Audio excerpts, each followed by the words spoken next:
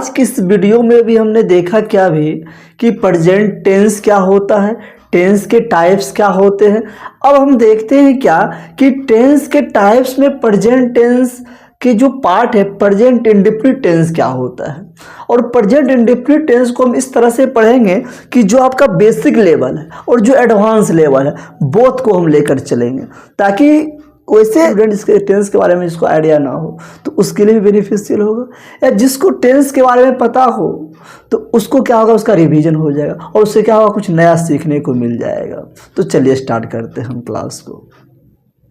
तो अब यहाँ समझते क्या है कि प्रेजेंट इंडेफिनिट टेंस को, इंडेफिनिट टेंस का जो बेसिक स्ट्रक्चर होता है, जो बेसिक लेवल का जो टेंस होता है उसको देखते हैं। तो प्रेजेंट इंडेफिनिट टेंस क्या करेगा आपको कि इंडेफिनिट का मतलब क्या होता है कि वैसे चीज़ें जो क्या करता है, हमें किसी इंडेफिनिट घटनाओं के बारे में बात करता है, अर्थात वो जो काम हो रहा है हमको पता नहीं वो एक्चुअल में हुआ है कि नहीं हुआ है, ठीक है ना। तो ऐसी घटना है जिसमें कोई डिफिनिट नहीं देगा कि ये चीज़ हो रहा है या नहीं, या हुआ है या नहीं हुआ, यानी कि आपको इस बात का ये पता नहीं चल पाएगा कि वह असल में हुआ है कि नहीं हुआ है। तो यानी इंडिफिनिट की बात करती है वह, यानी अनसर्टेनिटी की बात करती है। जब अनसर्टेनिटी की बात करती है तो उसको हम प्रेजेंट इंडेफिनिट टेंस कहते हैं। और प्रेजेंट इंडेफिनिट टेंस का जो स्ट्रक्चर होता है सब्जेक्ट प्लस V1 या V5 प्लस ऑब्जेक्ट होता है। समझ में आई बात यहाँ तक। अब जानते हैं क्या, किसी भी सेंटेंस का को फॉर्म करने के लिए, स्ट्रक्चर सेंटेंस बनाने के लिए हमको तीन चीज चाहिए। क्या चाहिए? एक सब्जेक्ट चाहिए, एक वर्ब चाहिए, एक ऑब्जेक्ट चाहिए, है कि नहीं है। तो सब्जेक्ट और वर्ब ऑब्जेक्ट क्या चाहिए? एक सब्जेक्ट चाहिए, एक वर्ब चाहिए, एक ऑब्जेक्ट चाहिए, है कि नहीं है। लेकिन हम जिस टेंस को पढ़ रहे हैं उस टेंस में चलेंगे हम लोग। उस टेंस का क्या होता है कि वर्ब, उसमें वर्ब दो प्रकार के होते हैं, एक होते हैं हेल्पिंग वर्ब, एक होता है मेन वर्ब। एक क्या होता है? हेल्पिंग वर्ब, एक होता है मेन वर्ब। अब हेल्पिंग वर्ब में भी दो चीज देखने को मिलता है इसमें। तो एक क्या देखने को मिलता है? डू देखने को मिलता है, एक डज देखने को मिलता है, एक डू और एक डज देखने को मिलता है यहाँ पे। एंड मेन वर्ब की बात करें तो इसमें भी दो चीज हमको देखने को मिलता है, एक वर्ब का फर्स्ट फॉर्म देखने को मिलता है और एक वर्ब का फिफ्थ फॉर्म देखने को मिलता है। समझ में आई बात। तो इस प्रकार से हमने क्या देखा कि जब सेंटेंस की स्ट्रक्चर बनेगी, प्रेजेंट इंडेफिनिट की स्ट्रक्चर बनेगी, उसमें सब्जेक्ट वर्ब ऑब्जेक्ट तो आएगा ही आएगा, लेकिन वो वर्ब क्या होगा आपका? हेल्पिंग वर्ब डू या डज होगा, मेन वर्ब V1 या V5 होगा। तो अकॉर्डिंग टू दिस हम सेंटेंस में उसको वैसे यूज करेंगे। जैसे देखिए, अगर थर्ड पर्सन का सिंगुलर नंबर की अगर हम बात करते हैं तो थर्ड पर्सन के सिंगुलर नंबर के साथ अब कहते हैं, आप कहिएगा सर थर्ड पर्सन होता क्या है। तो अगर थर्ड पर्सन के बारे में जानकारी नहीं है तो इस वीडियो की डिस्क्रिप्शन में उसका लिंक दे दूंगा मैं, वहां से जाकर आप उसको देख सकते हैं। पर्सन क्या होता है, first person, second person, third person क्या होता है, विभिन्न तरह की चीज़ों के ऊपर मैंने डिस्कस ऑलरेडी कर चुका हूँ। अगर आपने अभी तक उस वीडियो को नहीं देखा है तो डिस्क्रिप्शन में उसका लिंक दे दूंगा, पहले उस वीडियो को आप देख लीजिए, देन इस पे आइए। तो थर्ड पर्सन का जो सिंगुलर नंबर होता है उस सिंगुलर नंबर के साथ जो मेन वर्ब होता है, वर्ब का फिफ्थ फॉर्म होता है। अर्थात वर्ब का फिफ्थ फॉर्म का मतलब क्या समझे आप? वर्ब 1 में एस या ES जब लगाते हैं ना तो ये क्या बन जाता है? वर्ब का फिफ्थ फॉर्म बन जाता है। समझ में आई बात। अर्थात थर्ड पर्सन का जो सिंगुलर नंबर होता है उसका जो मेन वर्ब इसमें होता है वर्ब का फिफ्थ फॉर्म होता है, एंड हेल्पिंग वर्ब क्या होता है? डज होता है। ठीक। उसी प्रकार से फर्स्ट पर्सन का सिंगुलर प्लूरल, सेकेंड पर्सन का सिंगुलर प्लूरल और थर्ड पर्सन का प्लूरल, ये जो होता है उसमें जो हेल्प मेन वर्ब होता है V1 होता है और हेल्पिंग वर्ब क्या होता है? डू होता है। समझे यहाँ तक बात? अब समझते हैं, जैसे लिखा हुआ है आई ईट ए मैंगो। तो अभी क्या समझाएं आपको कि फर्स्ट पर्सन के साथ जब भी मेन वर्ब का प्रयोग हम लोग करेंगे तो वर्ब फर्स्ट V1 का यूज करेंगे। तो यहाँ पर देख सकते हैं, यहाँ क्या है? सब्जेक्ट है आई, यहाँ वर्ब है, ये मेन वर्ब है। तो मेन वर्ब में कौन सा फॉर्म है? ये वर्ब का फर्स्ट फॉर्म है कि नहीं? तो subject plus verb plus object हुआ कि नहीं हुआ? और ये मैंगो आपका क्या हो गया? ऑब्जेक्ट हो गया यहाँ पे। तो यहाँ पे वर्ब तो लिखे, लेकिन वर्ब क्या किए हम, अकॉर्डिंग टू सब्जेक्ट लिखे। जैसा सब्जेक्ट वैसा वर्ब, जैसा सब्जेक्ट वैसा वर्ब। अब देखिए वर्ब क्या है, सिंगुलर है, और सब्जेक्ट क्या है, प्लूरल है। मन में तो ये भी आएगा कि अगर सब्जेक्ट सिंगुलर है तो वर्ब भी सिंगुलर होना चाहिए, अगर सब्जेक्ट प्लूरल है तो वर्ब भी प्लूरल होना चाहिए। बट यहाँ तो सर नहीं हो रहा है, तो ध्यान रखना है कि कुछ एक्सेप्शन भी होता है, कुछ क्या होता है, एक्सेप्शन भी होता है। चलिए समझिएगा, आई क्या है आपका, सिंगुलर है। क्या है ये, सिंगुलर है। इस सिंगुलर होने के साथ साथ ये सिंगुलर वर्ब ना लेकर के ये प्लूरल वर्ब लेता है। कौन सा वर्ब लेता है, ये प्लूरल वर्ब लेता है। और केवल प्रेजेंट इंडेफिनिट किस में लेता है, प्रेजेंट इंडेफिनिट और प्रेजेंट परफेक्ट में लेता है। प्रेजेंट इंडेफिनिट और प्रेजेंट परफेक्ट में लेता है, और प्रेजेंट परफेक्ट कंटिन्यूअस में क्या करता है आपका, कि प्लूरल वर्ब लेता है। समझ में आ गया, इसको एक्सेप्शन में लेकर चलना है। समझ में आई बात। अब समझते हैं, आई ईट ए मैंगो हो गया। जब निगेटिव बनाएंगे इसका, तो निगेटिव के लिए क्या करते हैं हम लोग, तो निगेटिव के लिए हम लोग क्या करते हैं कि हेल्पिंग वर्ब के जस्ट बाद नोट लगाते हैं। तो जब भी हमें निगेटिव सेंटेंस बनाना हो तो हेल्पिंग वर्ब के जस्ट बाद नोट लगाते हैं। क्या लगाते हैं, नोट लगाते हैं। अब इसमें हेल्पिंग वर्ब क्या होगा, आप कहिएगा सर तो यहाँ पे इट लिखा हुआ है, इसका हेल्पिंग वर्ब क्या होगा। तो समझिए, प्रेजेंट इंडेफिनिट में हेल्पिंग वर्ब अगर V1 हो तो उस कंडीशन में हेल्पिंग वर्ब क्या होता है, डू होता है। क्या होता है, डू होता है। लेकिन अगर V5 हो तो हेल्पिंग वर्ब क्या होता है, डज होता है। क्या होता है, डज होता है। तो यहाँ पे क्या है, V1 है, हेल्पिंग वर्ब क्या होगा, डू होगा। तो I don't eat a mango, तो इसको दूसरे तरीका से ऐसे भी लिख सकते हैं, I do not eat a mango, do not eat a mango, यानी डू नॉट का शॉर्ट फॉर्म हो गया डोंट। समझ में आया। तो इसका मतलब स्ट्रक्चर क्या देखिए, subject plus helping verb plus not plus main verb plus object. तो सब्जेक्ट आया आपका आई सब्जेक्ट हो गया, ठीक है। उसके बाद डू नॉट हो गया यहाँ पे, तो helping subject plus helping verb आया, डू या डज, तो डू आया यहाँ पे। तो अब उसके बाद क्या आता है, नोट आता है। तो डू प्लस नोट, ध्यान रखिएगा, जब भी हम लोग डू प्लस नोट लिखते हैं ना, तो ये शॉर्ट में बन जाता है डोंट। क्या बन जाता है, डोंट बन जाता है। समझे बात को यहाँ तक, ये डोंट बन गया यहाँ पे आपका। एंड उसके बाद अगर हम बात कर ले, तो जैसे यहाँ पे डोंट हो गया, उसके बाद मेन वर्ब, देखिए मेन वर्ब यहाँ पे आपका आ गया ना, उसके बाद ऑब्जेक्ट है तो ऑब्जेक्ट आ गया। तो समझ में बात यहाँ तक आई। किसी को कोई कन्फ्यूजन, अगर आपको किसी प्रकार के कन्फ्यूजन है तो उस वीडियो को बैक करके आप देख सकते हैं। उसके बाद भी अगर कन्फ्यूजन होता है तो आप कमेंट कर सकते हैं कि यहाँ पे हमको समझ नहीं आया, तो मैं उसका आंसर जरूर दूंगा। ठीक है, आगे बढ़ते हैं। उसके बाद ये क्या हो गया आपका, ये जो सेंटेंस हो गया आपका अफर्मेटिव सेंटेंस हो गया। कौन सा सेंटेंस हो गया, अफर्मेटिव सेंटेंस हो गया। ठीक है, ये आपका नेगेटिव सेंटेंस हो गया, और आपका ये क्या हो गया, इंट्रोगेटिव सेंटेंस हो गया। कौन सा सेंटेंस हो गया, इंट्रोगेटिव सेंटेंस हो गया। तो इंट्रोगेटिव सेंटेंस जब भी हम लोग बनाते हैं तो क्या करते हैं, उस सेंटेंस में से जो उसका हेल्पिंग वर्ब है उसको स्टार्टिंग में लिख देते हैं। तो यहाँ पे आप देख सकते हैं क्या है, डू है हेल्पिंग वर्ब। क्यों है, क्योंकि यहाँ पे देखिए इट है। तो इट क्या होता है आपका, V1 होता है कि नहीं होता। जैसे ही V1 होता है तो क्या होगा आपका, V1 के साथ जो उसका हेल्पिंग वर्ब होता है क्या होता है, वो डू होता है। तो यहाँ पे डू दिए, तो डू के बाद क्या पड़ता है, सब्जेक्ट पड़ता है, उसके बाद आपका मेन वर्ब पड़ता है, उसको मेन वर्ब यहाँ पे V1 का यूज होगा, देन उसके बाद क्या पड़ता है, ऑब्जेक्ट होता है। अर्थात समझिएगा, इंट्रोगेटिव के अगर स्ट्रक्चर की अगर हम बात कर ले, helping verb plus subject plus main verb plus object plus question mark होता है। ठीक है, तो हेल्पिंग वर्ब क्या होगा, अकॉर्डिंग टू सब्जेक्ट, जैसा सब्जेक्ट वैसा वर्ब होगा, और जैसा वर्ब होगा वैसा हेल्पिंग वर्ब हो जाएगा। तो यहाँ पे वर्ब 1 है, इसलिए हेल्पिंग वर्ब क्या हो जाएगा, यहाँ पे डू हो जाएगा। क्या हो जाएगा, डू हो जाएगा। तो देखिए यहाँ पे हेल्पिंग वर्ब डू है कि नहीं है ना। उसके बाद क्या चाहिए हमको, सब्जेक्ट चाहिए, उसके बाद मेन वर्ब चाहिए, उसके बाद ऑब्जेक्ट चाहिए। तो इंट्रोगेटिव बनाने का सिंपल सा फॉर्मूला है सर। क्या फॉर्मूला है, तो इसमें जो हेल्पिंग वर्ब नेगेटिव में जो यूज हुआ है ना, इसको उठाकर शुरू में कर दीजिए, नोट को गायब कर दीजिए, और जैसे लिखा हुआ सबको लिख दीजिए। जैसे डू को उठाकर यहाँ किए, तो आई ईट ए मैंगो, क्या बन गया, do I eat a mango. समझ में आया बात, इंट्रोगेटिव का स्ट्रक्चर हो गया।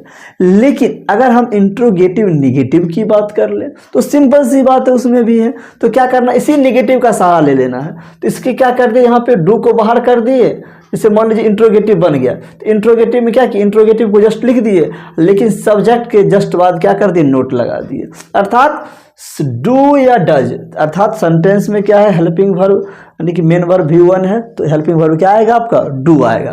तो डू प्लस क्या हो गया, subject plus note plus V1 plus object हो गया। अर्थात इसका स्ट्रक्चर क्या हो गया, helping verb plus subject plus note plus main verb में क्या आएगा, जब भी डू या डज सेंटेंस में लगा हो, जब उसका नेगेटिव, इंट्रोगेटिव, WH नेगेटिव बनाते हैं, तो हमेशा और हमेशा वह मेन वर्ब के रूप में V1 को लेता है, V5 को कभी नहीं लेता। केवल और केवल अफर्मेटिव सेंटेंस में वह लेने का काम करता है।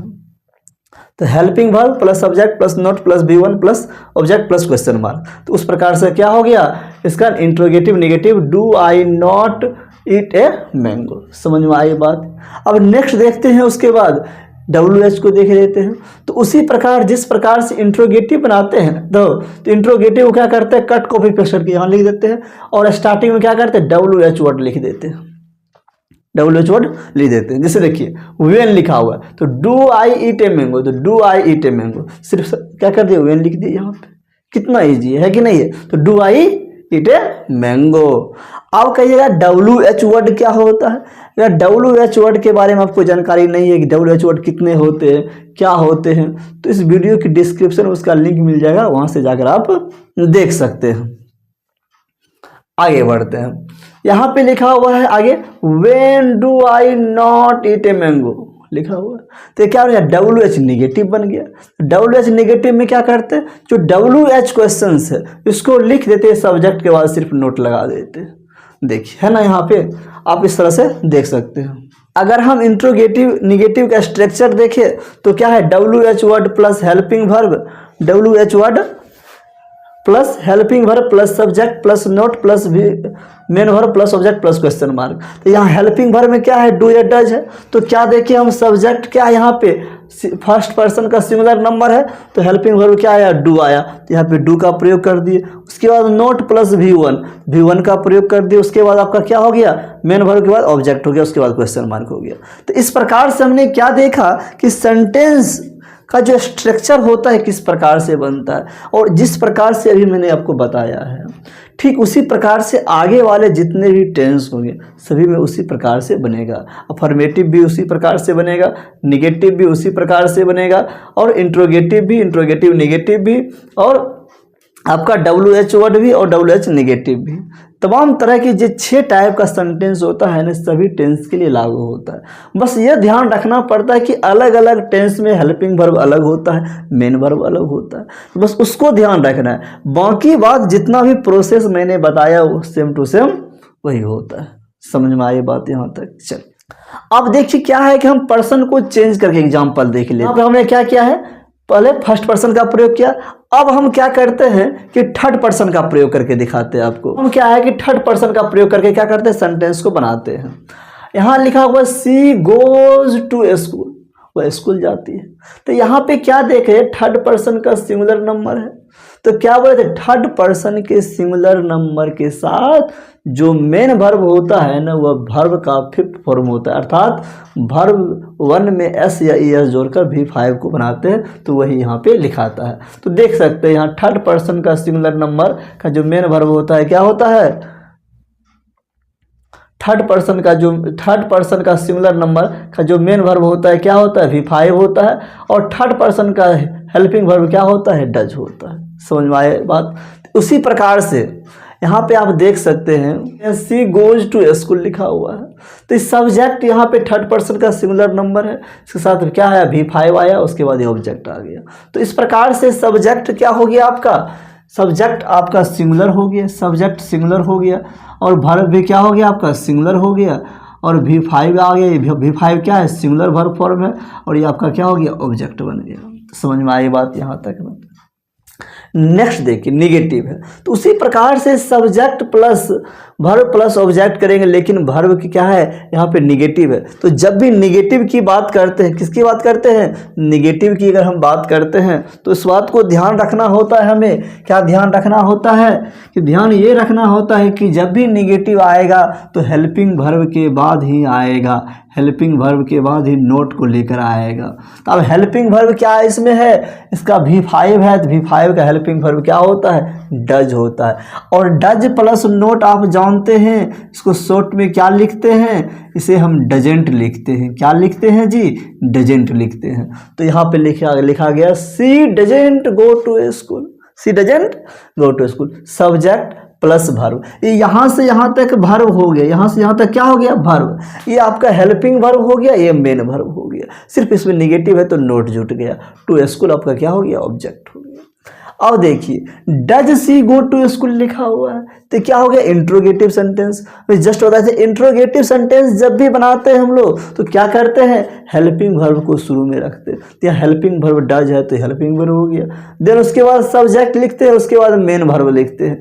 तो जब डू या डज आ जाता है सेंटेंस में तो क्या होता है, हमेशा अपने साथ वर्ब वन को लेकर आता है।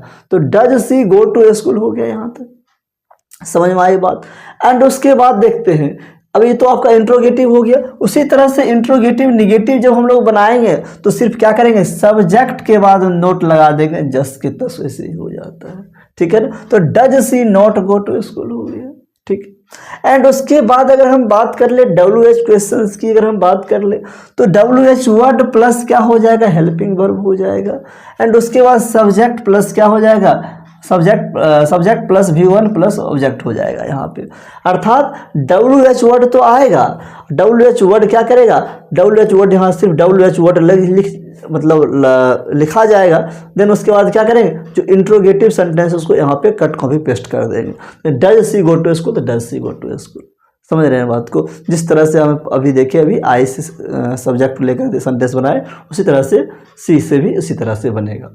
देन उसके बाद इसी का इंट्रोगेटिव निगेटिव देखें, WH निगेटिव देखें तो WH word plus helping verb plus subject plus note plus verb one plus object. तो यहाँ पे क्या देखें कि जो इंट्रोगेटिव था, सो WH क्वेश्चन जो था उसी को यहाँ पे लिखे, बस क्या किया, सब्जेक्ट के बाद यहाँ पर क्या कर दिए, यहाँ पे नोट लगा दिए, उसी तरह से बन गया। तो इतना जो भी हमने देखा, अभी हमने, ये सभी बेसिक था। अगर आपको जानकारी नहीं होगा तो जानकारी हो गई होगी, अगर जिसको जानकारी होगा ऑलरेडी पहले उसका रिवाइज हो गया होगा। तो अब हम समझते हैं क्या है इसका एडवांस वर्जन। एडवांस वर्जन की अगर हम बात करें तो इसमें क्या होता है कि जो प्रेजेंट इंडेफिनिट टेंस है हमें यह बतलाता है कि कोई भी चीज़ जो हमारी हैबिट है, जो हमारी आदत है, उसको बतलाने का काम करता है। ये साथ ही साथ ये रूटीन एक्शन को भी बतलाता है। रूटीन एक्शन को क्या करता है, ये बतलाता है, डिनोट करता है हैबिट और रूटीन एक्शन को। जैसे मान लीजिए आपका रूटीन एक्शन क्या है, आपका पढ़ाई करना, तो you study, I teach you, you study. तो ये सभी के सभी जो क्या है, हमारा हैबिट है, डेली का रूटीन है, एक्शन है, डेली रूटीन एक्शन है। तो इस सभी के सभी जो भी हम लोग डेली एक्टिविटी करते हैं, जो हमारा हैबिट होता है, इस सभी के सभी किस में आता है, प्रेजेंट इंडेफिनिट टेंस के अंतर्गत आता है। और साथ ही साथ क्या इसमें कुछ ऐसे कीवर्ड हैं, उस कीवर्ड के माध्यम से क्या है कि जब भी आप क्या करते हैं कि एरर डायरेक्शन बनाते हैं तो उसमें क्या होता है कि ऐसे कीवर्ड देखने को मिलता है। तो ऐसे जो भी कीवर्ड आपको देखने को मिलेंगे, इस सारा का सारा कीवर्ड क्या है, किसको बतलाता है, ये बताता है कि ये जो सेंटेंस है ना प्रेजेंट इंडेफिनिट का है। तो उसको समझना है कि ऐसा वर्ड कहाँ पे रहेगा, और उसके बारे में हम डिटेल से देख लेते हैं। यहाँ पे क्या कुछ कीवर्ड को देख लेते हैं। जैसे यहाँ पे देखिए क्या लिखा हुआ है, always, usually, often, regularly, frequently, scarcely, barely, rarely, hardly, seldom, never. इस सारा का सारा वर्ड जो है ना हमें ये बताता है, फ्रीक्वेंसी को बताता है, यानी कि उस काम के लिए हम हैबिचुअल होते हैं, हमारा वो रूटीन वर्क होता है। तो रूटीन वर्क जो होता है इन तमाम तरह के कीवर्ड से हमें जनरेट होता है, ये पता चल पाता है, इंडिकेट करता है हमको ये। एंड साथ ही साथ every morning, every night, off and on, day in day out, ये तमाम तरह के जो वर्ड आप देख रहे हैं, इस सारा का सारा वर्ड हमें यह बतलाता है कि दिए गए सेंटेंस किस में है, प्रेजेंट इंडेफिनिट में। लेकिन बात यहाँ ये आता है कि इस सेंटेंस में जो दिए ये जो वर्ड है इसको सेंटेंस में कहाँ पुट किया जाए, कहाँ पे पुट किया जाए, कहाँ इसका जगह होता है, उसको समझते हैं। और सबसे पहले समझते हैं कि जो always, usually, often, regularly, frequently, scarcely, barely, rarely, hardly, seldom, never, ये तमाम तरह की जो वर्ड हैं ये क्या होते हैं, फ्रीक्वेंसी प्लस वर्ब का इसके साथ यूज करते हैं। अर्थात जितने भी वर्ड आप देख रहे हैं इसको क्या करते हैं हम लोग, यानी कि जो भी हमारा वर्ब होगा, जो भी क्या होगा हमारा वर्ब होगा, अर्थात जो भी मेरा एक्शन वर्ब होगा, एक्शन वर्ड होगा, यानी मेन वर्ब होगा, उस मेन वर्ब से जस्ट पहले लिखेंगे, उस मेन वर्ब से क्या लिखेंगे, जस्ट पहले लिखेंगे। समझ गए? जैसे राखी ऑलवेज वेक्स अप अर्ली, तो राखी हमेशा क्या करती है, सवेरे जग जाती है, उसका रूटीन एक्शन है, वो है कि नहीं, रूटीन एक्शन है, उसका हैबिट है ये। तो हैबिट को दिखाने के लिए हम लोग प्रेजेंट इंडेफिनिट टेंस का प्रयोग करते हैं। तो यहाँ पे क्या है, मेन वर्ब आपका क्या है, वेक है, मेन वर्ब क्या है आपका, वेक है। तो और मेन वर्ब से पहले क्या आया, ऑलवेज आया। ऑलवेज क्या है, फ्रीक्वेंसी को दिखाता है, तो इसीलिए यहाँ पे लिखा गया है फ्रीक्वेंसी प्लस वर्ब। समझ में आई बात उसके। एंड उसके बाद ये समझना है आपको, अगर देखिए लिखा हुआ है scarcely, barely, rarely, hardly, seldom, never, इस सारा का सारा वर्ड जो यहाँ पे आपको स्क्वायर रेक्टेंगल बॉक्स में दिख रहा है, इस सारा का सारा वर्ड क्या है आपका, एक निगेटिव वर्ड्स। क्या है, निगेटिव वर्ड्स। समझ में आई बात यहाँ तक, निगेटिव वर्ड्स है। और इस निगेटिव वर्ड्स को जब लिखते हैं तो अपने आप में निगेटिव मीनिंग को कन्वे करता है, इसीलिए इस वर्ड के साथ कभी भी नोट का प्रयोग हम लोग नहीं करते, नोट का प्रयोग नहीं करते। समझ में आई बात। अब देखते हैं, जैसे देखिए अगर हम बात कर लेते हैं यहाँ पे Radha seldom works hard. Radha क्या करती, कभी काल क्या करती, हार्ड वर्क करती, सेल्डम्स मतलब ना के बराबर करती, तो नेगेटिव मीनिंग जनरेट कर रहा है। तो इसको हम ऐसे नहीं लिख सकते, Radha doesn't seldom works hard, work hard, negative का प्रयोग इसमें नहीं करेंगे, क्योंकि निगेटिव ये मीनिंग खुद कन्वे कर रहा है। समझ में आई बात। क्या लिखा है, Megha rarely saves any money, जो मेघा नाम की जो लड़की है ना, मुश्किल से कभी कुछ रुपया बचाती है, निगेटिव सेंस को जनरेट कर रहा है, तो इसमें नोट का प्रयोग हम लोग नहीं करेंगे। समझ में आई बात यहाँ तक। अब देख लीजिए उसके बाद अभी हमने क्या देखा कि always, usually, often, frequently and regularly, scarcely, barely, rarely, hardly, seldom जो देखा वर्ड, ये फ्रीक्वेंसी प्लस वर्ब के साथ यूज होता है। अर्थात सेल्डम भी देखा तो मैंने क्या देखा, सेल्डम देखा तो मैंने क्या देखा यहाँ पे कि जो मेन वर्ब है इसके पहले आया। देन सेव देखा तो इसको भी देखा कि मेन वर्ब से पहले आया कि नहीं आया। तो ये दोनों वर्ड क्या दिखा रहा है आपको, निगेटिव सेंस को दिखा रहा है कि नहीं दिखा रहा है। एंड लेकिन यहाँ पे जब हमने देखा कि राखी ऑलवेज वेक्स अप अर्ली, तो राखी क्या करती है, हमेशा सवेरे जग जाती है, तो ये फ्रीक्वेंसी दिखा रहा है, लेकिन इसे पॉजिटिव दिखा रहा है। उसी प्रकार से करण यूजुअली कम्स हेयर, तो यहाँ पे कम से पहले क्या आया, यूजुअली आया है कि नहीं, यहाँ पे फ्रीक्वेंसी को दिखा रहा है। उसी तरह से Meenu often tells a lie, Meenu कभी भी झूठ, प्राय झूठ बोलती, sorry for that, Meenu often tells a lie, यानी मीनू जो है प्राय उसका हैबिट है ये झूठ बोलना। समझ रहे बात को यहाँ तक। चलिए इस प्रकार से हमने क्या देखा, फ्रीक्वेंसी प्लस वर्ब का यूज किस प्रकार से करते हैं, निगेटिव वर्ड्स क्या होता है, कहाँ पे किस वर्ड को पुट किया जाता है, समझे। अब समझते हैं यहाँ पे लिखा हुआ है every morning, every night, off and on, day in day out. ये जो वर्ड होता है ये भी दिखाता है आपकी फ्रीक्वेंसी को दिखाता है, आपके हैबिट को दिखाता है, आपके रूटीन एक्शन को दिखाता है। लेकिन ये जो वर्ड होता है हमेशा और हमेशा सेंटेंस के एंड में होता है। सेंटेंस के कहाँ होता है जी, एंड में होता है। जैसे देखिए I meet my old friends off and on, लिखा है ऑफ एंड ऑन, मैं अपने पुराने दोस्त से मिलती हूँ, कभी काल मिलती, ऑफ एंड ऑन कभी काल मिलती हूँ। तो क्या देखें यहाँ पे ऑफ एंड ऑन लिखा हुआ है, तो एक टाइम और फ्रीक्वेंसी को दिखा रहा है ना। तो फ्रीक्वेंसी प्लस टाइम है, यानी कि फ्रीक्वेंसी तो है लेकिन टाइम है, ऑफ एंड ऑन दिखा रहा है। और सेंटेंस के लास्ट में होता है, सेंटेंस के एंड में होता है। She goes to temple every morning, वो हर एक सुबह क्या होती है, मंदिर जाती है। ये भी फ्रीक्वेंसी को दिखा रहा है, उसकी हैबिट को दिखा रहा है। तो और जो टाइमिंग, साथ ही टाइमिंग भी बताने का काम कर रहा है। तो ध्यान रखना है कि टाइमिंग वर्ड हमेशा सेंटेंस के एंड में ही होता है, समझ रहे हैं। तो every morning, every night, off and on, day in day out, tomorrow, yesterday, इन तमाम तरह की जो भी वर्ड हो गए, ठीक है ना। यस्टरडे का तो यहाँ हम प्रयोग कर सकते नहीं है क्योंकि प्रेजेंट की बात है, वो तो पास्ट की बात होता है यस्टरडे। टुमारो की प्रयोग यहाँ कर नहीं सकते, टुमारो फ्यूचर को बात आता है, यहाँ पे तो प्रेजेंट है तो होगा नहीं, तो समझ गए। इसीलिए जो every morning, every night, off and on, day in day out, ये सभी के सभी क्या है, आपको प्रेजेंट इंडेफिनिट टेंस को डिनोट करता है और सेंटेंस के एंड में होता है। जैसे Radha goes to school, Radha goes to school लिखा हुआ है, तो यहाँ गोज लिखा हुआ है, ये राधा के हैबिट को दिखाता है। राधा क्या करती, स्कूल जाती, इसका रूटीन एक्शन है। जैसे आई टीच यू, मैं आपको पढ़ाता हूँ, तो मेरा रूटीन एक्शन है। समझ में आई बात यहाँ तक?